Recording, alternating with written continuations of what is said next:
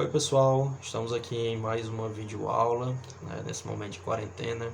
Hoje eu ia falar um pouco sobre o capítulo 3 do livro de vocês, Povos do Oriente Médio Antigo. Povos que passaram a se organizar como civilizações, e aí depois eu vou falar de um conceito a respeito do que é civilização, aproximadamente há 3.500 anos antes de Cristo. São povos que geograficamente se situavam aproximadamente onde hoje é o Iraque, o Irã, o Egito, Jordânia e Israel, naquela região que compreende um pouco do norte da África, Oriente Médio, atual Oriente Médio e parte da Ásia, certo?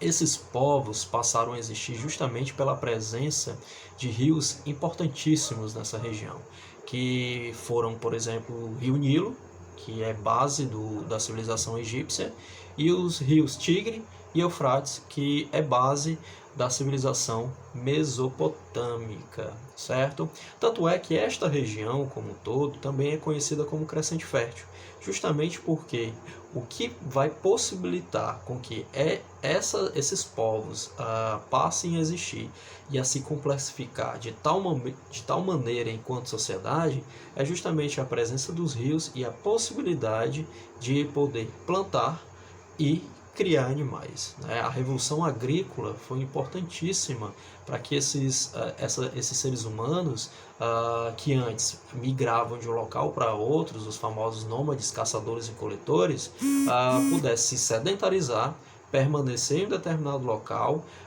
e poder plantar e criar o seu próprio alimento.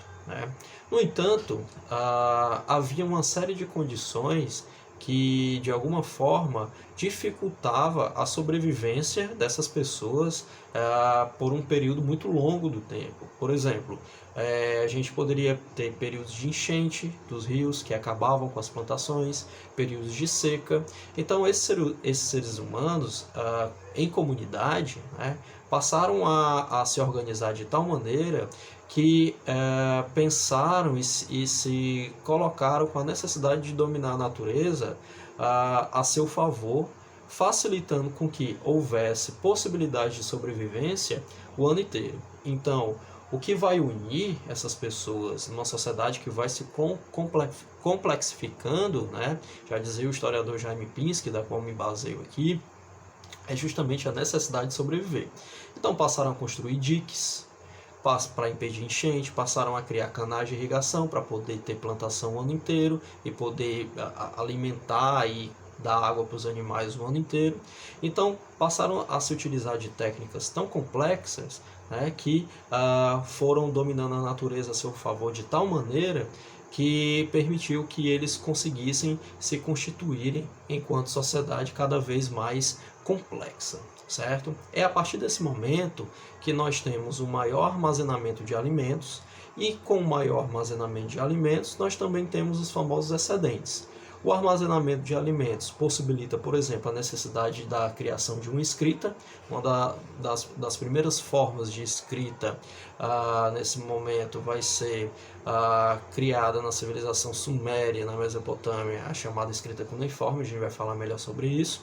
E a necessidade de excedente e a possibilidade de trocar com outras sociedades, outros povos que não dispunham de determinado alimento na sua região, facilitou também o desenvolvimento do comércio, certo? Então é a partir dessas condições de necessidade de sobrevivência que nós temos um processo de construção do que a gente chama de civilização nesta região do Crescente Fértil. E aí o Jaime Pinsky ele vai trazer uma definição muito importante, interessante também, que eu considero, sobre o conceito de civilização. E ele diz o seguinte: uma civilização, via de regra, implica uma organização política formal com regras estabelecidas para governantes e governados, mesmo que autoritários e injustos. Implica projetos amplos que demandem trabalho conjunto e administração centralizada, com canais de irrigação, grandes templos, pirâmides, portos, etc. Implica a criação de um corpo de sustentação do poder, com uma burocracia de funcionários públicos ligados ao poder central, militares, etc. Implica a incorporação das crenças por uma religião vinculada ao poder central, direta ou indiretamente, os sacerdotes egípcios, o Templo de Jerusalém, etc. Implica uma produção artística que tenha sobrevivido a um tempo que ainda nos encante. Implica a criação e incorporação de um sistema de escrita. Implica, finalmente, mas não por último, a criação de cidades. E aí, pessoal, com essas sociedades cada vez mais complexas, o que é que a gente vai ter? A gente vai ter uma divisão de trabalho em que as funções com que cada ser humano vai realizar na sua sociedade vai ser hierarquizada. Então, vai ser a partir desse momento que nós vamos ter os camponeses, aqueles que vão plantar e colher. Nós vamos ter, por exemplo, os escribas, os responsáveis pelo armazenamento e pela contagem da produção e depois pela cobrança dos impostos em algumas sociedades, como por exemplo a egípcia. Nós vamos ter a existência de uma determinada liderança que vai se constituindo como liderança e com o passar do tempo vai vinculando a sua liderança, portanto criando uma autoridade ligada a um determinado aspecto religioso, se justificando como rei. Muitas dessas lideranças, como por exemplo o faraó, era considerado o rei, considerado uma liderança e também um deus.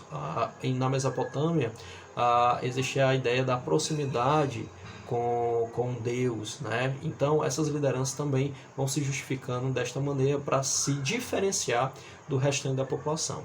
Então é a partir desse momento que nós vamos ter a presença de uma hierarquização social cada vez maior devido à necessidade de divisão do trabalho que vai existindo nessas sociedades, nessas civilizações cada vez mais complexas, ok? Bom, é isso.